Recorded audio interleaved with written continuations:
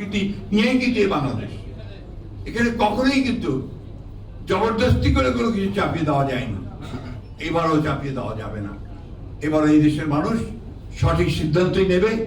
আমরা বিশ্বাস করি যে আসন্ন নির্বাচনে বাংলাদেশের মানুষ সত্যিকার অর্থেই সেই শহীদ প্রেসিডেন্ট জিয়াউর রহমান, যিনি আমাদের স্বাধীনতার ঘোষণা দিয়েছিলেন, দেশনেত্রী বেগম খালেদা জিয়া, যিনি গণতন্ত্রের জন্য সারা জীবন লড়াই করে গেছেন, তারেক রহমান, যিনি আমাদেরকে 31 দফা দিয়ে নতুন বাংলাদেশের স্বপ্ন দেখাচ্ছেন, সেই বাংলাদেশ নির্মাণের জন্য সঠিক সিদ্ধান্ত নেবে বলে আমরা বিশ্বাস করি। এবং সেই সিদ্ধান্ত হচ্ছে ধানের শীষের মার্কাকে বেছে নেওয়া।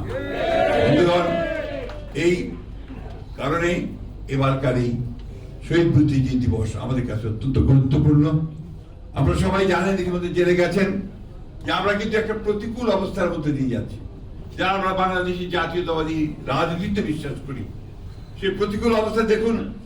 এই 5ই আগস্টের পরে আমাদের উপরে অনেক রকমের মিথ্যা প্রচার অপবাদ দেওয়া হচ্ছে, তাই না?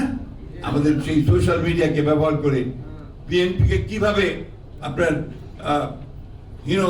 হীন করা যায়, কিভাবে খাটো করা যায়, মানুষের সামনে খাটো করে দেখা যায়, এই সমস্ত প্রচারণা চালানো হচ্ছে।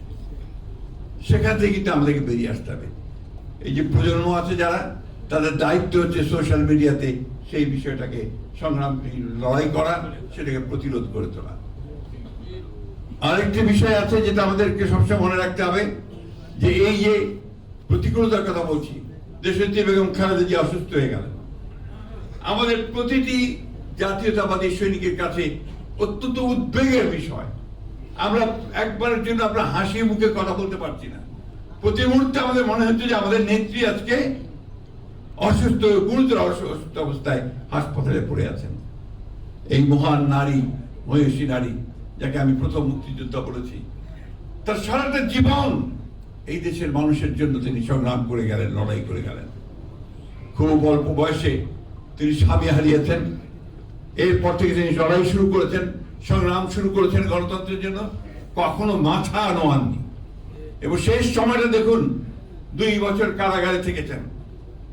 তাকে কারাগারে মিথ্যা মামলা দেওয়া হয়েছে, এমন একটা নির্জন কারাগারে যেখানে একটা প্রকোষ্ঠের মধ্যে ইঁদুর দৌড়াতো, সেইখানেও তাকে রাখা হয়েছে। তারপরে হাসপাতালে নিয়ে আসা হয়েছে, সেখানেও তাকে প্রপার চিকিৎসা দেওয়া হয়নি, কোনো কারণ ছাড়াই। এবং তারপরে 2 বছর তাকে গৃহ অন্তরীণ করে রাখা হয়েছে। তারপরে তিনি অসুস্থ হয়ে গেলেন, তিনি হাসপাতালে। সেই সময় আমরা এই ফ্যাসিস্ট হাসিনাকে সরাতে সক্ষম হলাম ছাত্র জনতার অভ্যুত্থানের মধ্যে দিয়ে, সেই 5ই আগস্ট।